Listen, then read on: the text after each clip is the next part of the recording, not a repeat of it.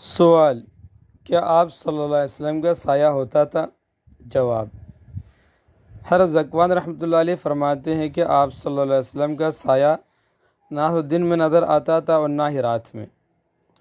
اس کو حاکم ترمذی نے نقل کرنے کے بعد فرمایا، وجہ یہ ہے کہ کوئی کافر آپ کے سائے پر نہ چلنے پائے۔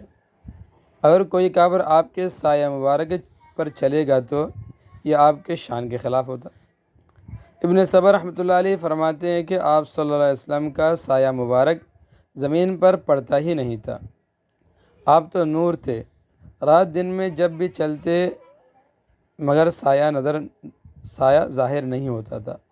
بعض علماء نے فرمایا کہ اس کے تائید آپ صلی اللہ علیہ وسلم کے فرمان اللہم اجعلنی نورا سے بھی ہوتی ہے، یعنی آپ نے دعا کی اللہ مجھے نور بنا دے۔